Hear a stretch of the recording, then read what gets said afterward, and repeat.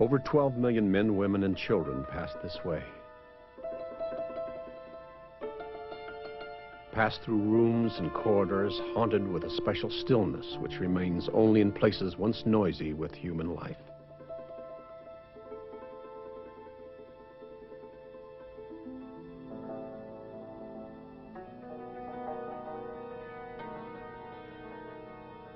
Here they bought tickets for 1,000 places in America. Here they traded their drachmas, their liras, and their rubles for dollars. Here they sang their first American songs, experienced their first American Christmas and Hanukkah.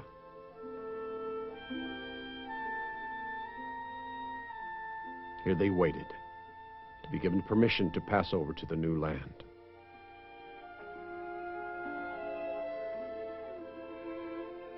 Tens of millions of us have relatives who came this way. Sat in this room, part of the largest human migration in history.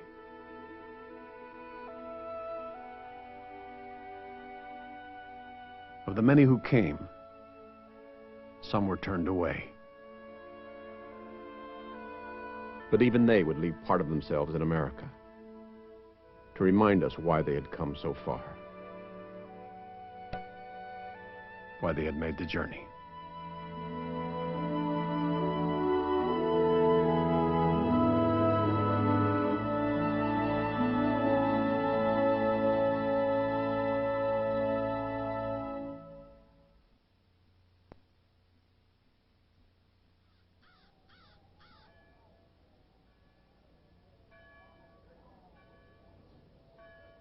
You never know how hard it was to leave her. That was the hardest thing I think I ever had to do. She said, if you leave, why, I don't ever want you to come back again. Long, hard life. It was.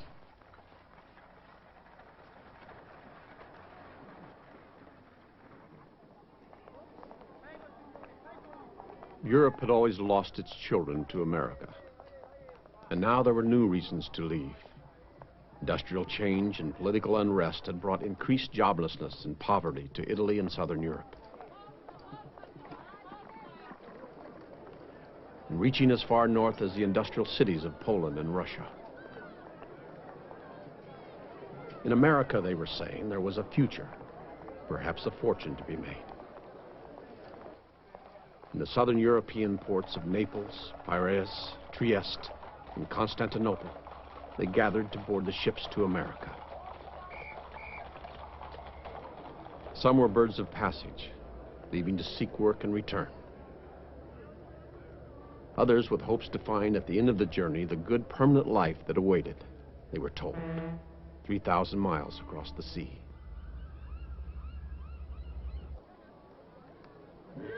In the rural areas of Eastern Europe, they had, in addition to poverty, other reasons to look to America. The government was taking young boys to the army. In a mother's lifetime, she might not see him again.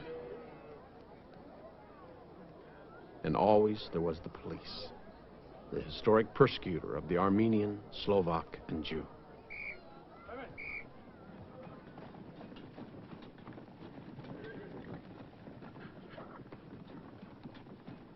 You know what I see now? I see the peasant with a wagon and hay to take me away. The whole town was around my wagon. Everybody came to say goodbye. I didn't know how to say goodbye. Poland, Russia, Romania,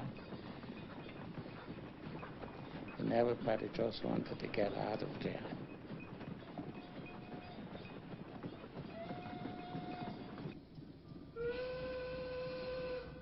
Making their way to the railheads, they sought passage to the sea. Some had money for the journey, and some did not. But turning back was seldom an alternative. I didn't pay no tickets. Get on a train and play for luck. They carried us just like you would carry a load of a bunch of pigs. If you're gonna move a bunch of calves or a bunch of pigs, would you put them in a passenger car? That's the way they looked at us.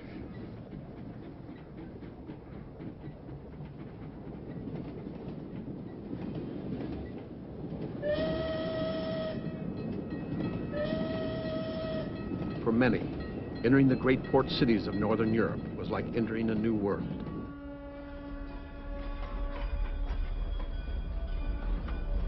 They had reached the sea, and the immigrant was now in the hands of the steamship company.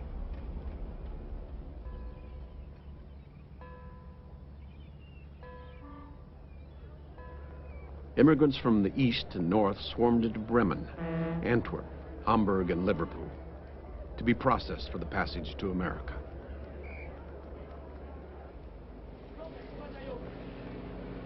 They stood in line together, those who saw America as an adventure, those who saw America as a beacon of hope.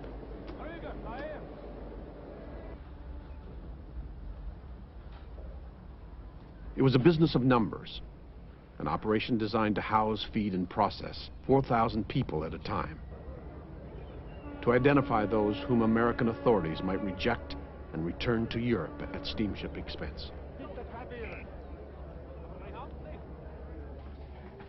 First thing they do with you is delouse you. Look, your hair all over. Your hair, if there was a net in your hair, you would have to have shampoo.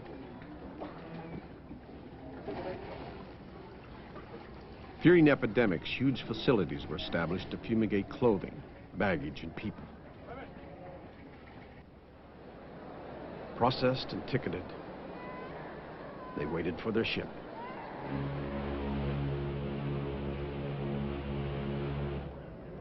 They boarded in many parts of Europe and in many kinds of vessels, most to New York and some to other ports.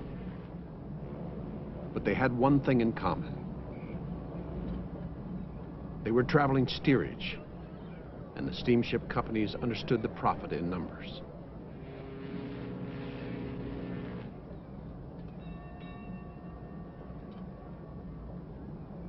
They began a journey that could last from a week to a month.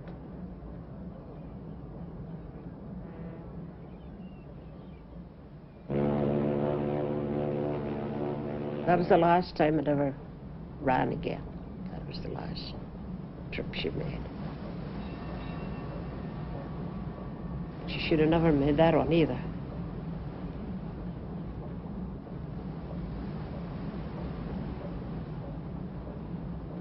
For some, it would be a voyage without incident. For others, the crossing would provide days for which they were ill-prepared. They gave us a tin plate with a fork and a spoon, a cup of soup, and that much bread, 15 days.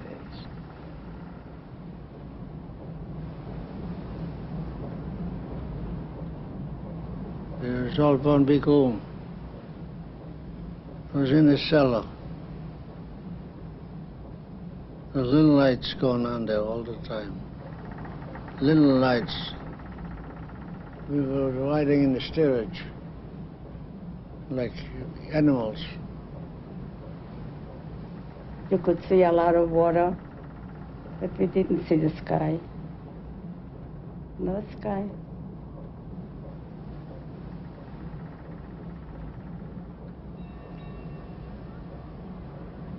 To escape the throbbing engines and the odor of spoiled food, those with blankets came on deck for air.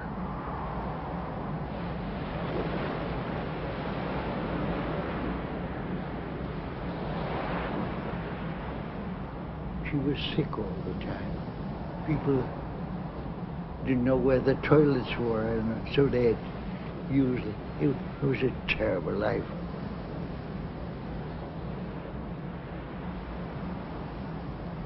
I prayed one night that that ship would go down. It was so horrible. It had to stop for a while, for some, the waves was washing. Traitor to go down.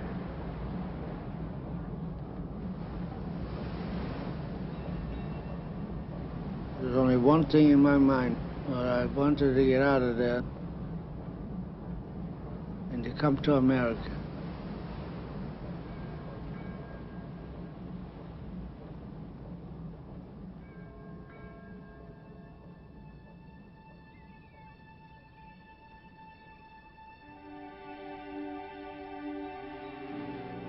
It appeared like a fog, and everybody went over to the railing and just admiring.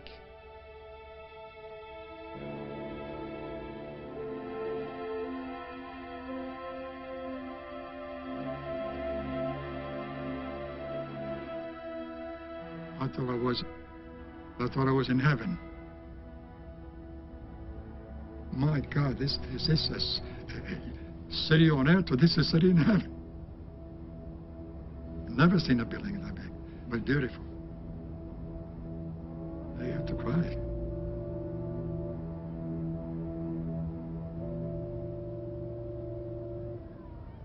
Everybody was just waiting to get off that, standing waiting to get off that ship.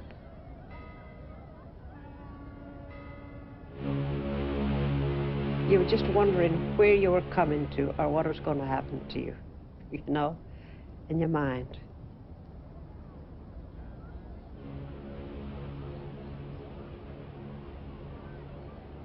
Still separated from the first class and cabin passengers who were processed by immigration officials on board, the immigrant from steerage waited yet another boat ride. This one from the Hudson River Pier to an island in the Upper Bay.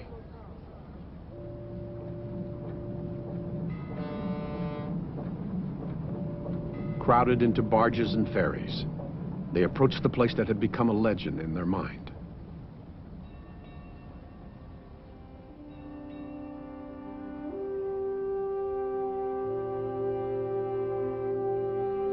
I couldn't get my eyes on that. It's great. I was kind of glad to see Ellis Island as bad as it was. It was good to see any kind of land. It was. According to the houses I left in my town, this was like, like a whole city. And I almost felt smaller than I am.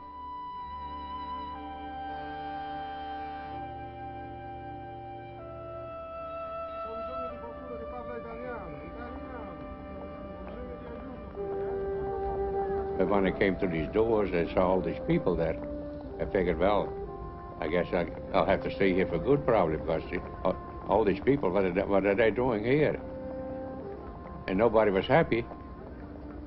You don't know what's going to happen.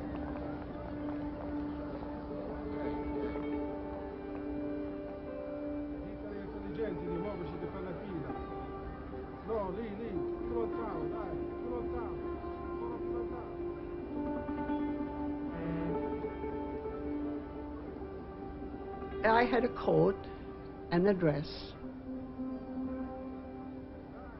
and a pair of shoes. That's it. One suitcase I had with me. And about $50, I guess. My basket, my little basket, that's all I had with me. You were lucky to have the one. We had no other possessions but that. We had no baggage. We had nothing. Nothing, except the clothes.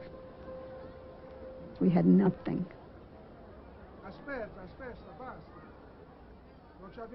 Clinging to their possessions, they entered the great building and climbed the stairs.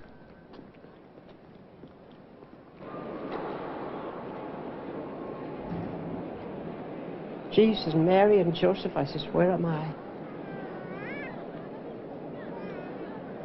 They would come right into the big hall, and there they were told to sit and stay there. And they didn't know where they were. It was a new land, but they hadn't been in land. It was just a big hall. And all you could get was tears and crying of the children.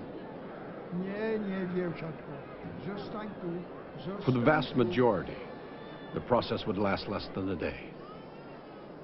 But now they waited. Those from Europe and the Near East, with those who had arrived from the Caribbean. Those who were the first in their family to come to America, with those who would be met. Those who came to make money in return, with those who were determined never to return.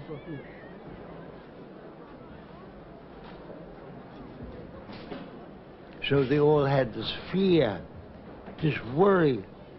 They were worried about police because they were always checked in the other countries.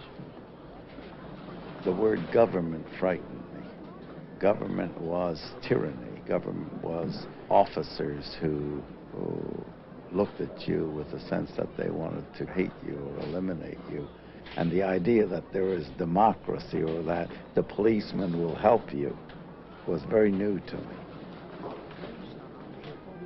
As a policeman, to me, was someone who could cut my head off.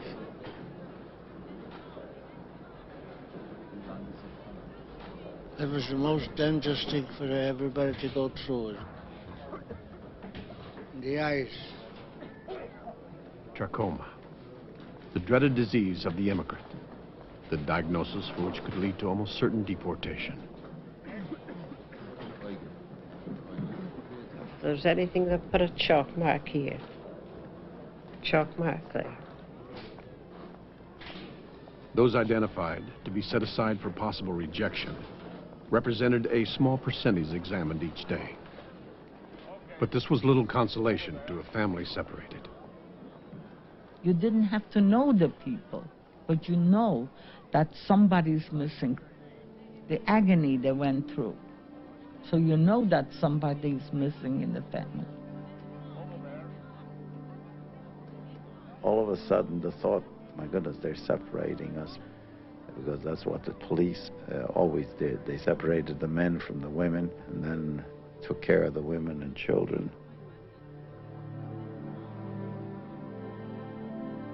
As long as some member of the family, some loving member of the family was with you, life was tolerable. You lived in a relationship of family love.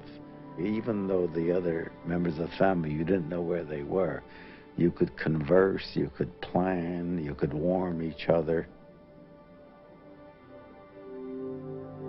I had a feeling that I'm left all alone. It's a terrible feeling. All of a sudden they were gone.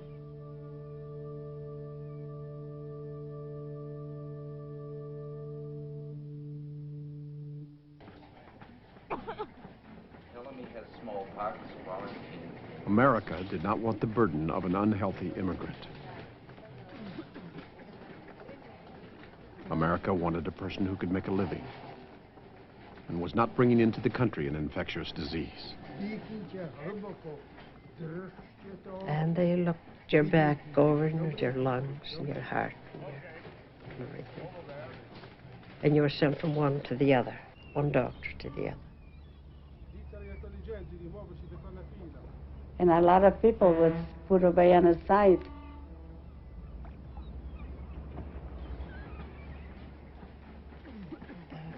I wouldn't want to have been sent back.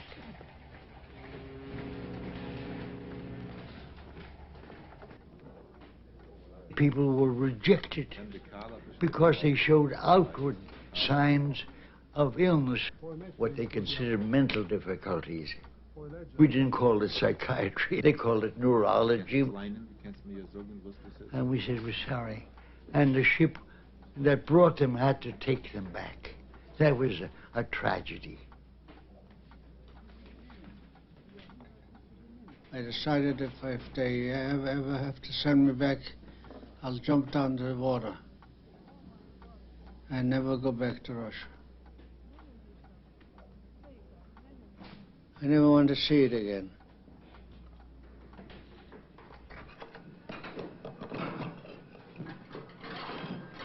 Built for 1,500, the dining room often fed 3,000. There would be dishes and forks and knives and white napkin, long tables, well set. But when the people went in, it was like chaos. And they handed us food. Food was not something people gave you. I didn't like it, but then I tasted it again. I never had seen a banana before. To me, this white bread was like cake already.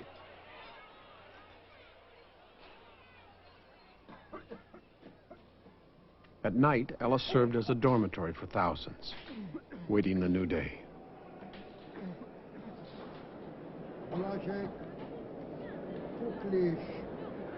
Each morning, the great hall would fill, and the noise would begin again. Hopefully, their papers were in order, a clean bill of health, a letter from a relative guaranteeing they would not become a public charge, proof that they were not a contract laborer or a dangerous alien.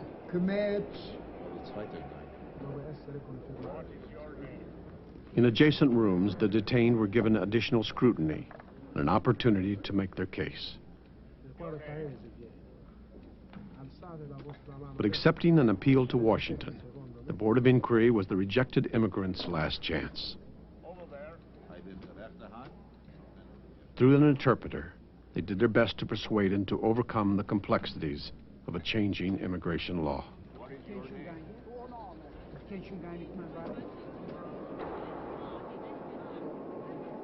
But it was in the Great Hall where the vast majority faced their first and their last test. In his hand, the man at the registry desk held the ship's manifest. In his power, the right to interpret questions intended to identify those who should be let in or kept out.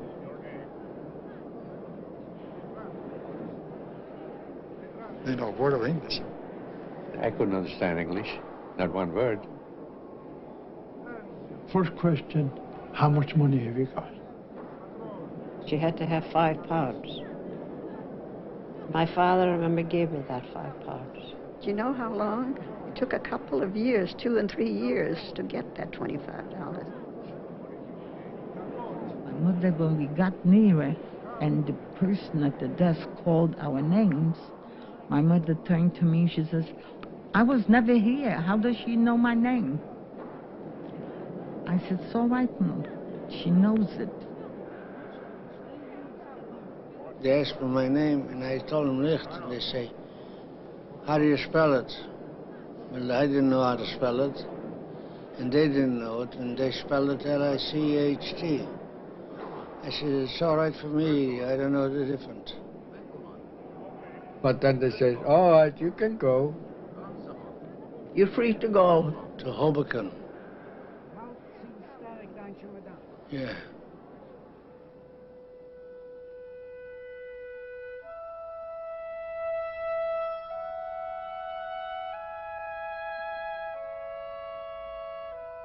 There would still be questions of what food to buy for the railroad trip to Chicago or the boat trip to Boston. There was still the strange names, the strange numbers, and the fear of losing one's money.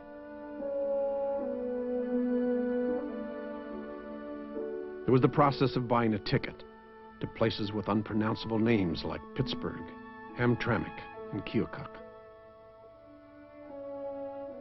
But those were details. The island had passed them through. The door to America had opened. It was as if God's great promise had been fulfilled. I'm going into a free land. I don't think I ever can explain that feeling that I had that time. There isn't such a thing to be explained. It came out of my system. It's over.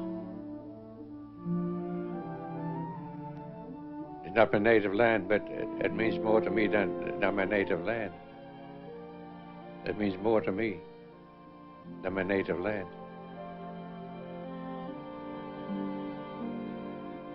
Any country on earth that this never happened. And become a human being again. It's a miracle. I'm glad I'm here. Couldn't be any better, could it? And everybody had hopes. And one thing I was sure, and thousands like me, that the degradation, the abuse, and the privation that we had in Europe, we wouldn't have here. Oh, God, yes. Hoping for centuries.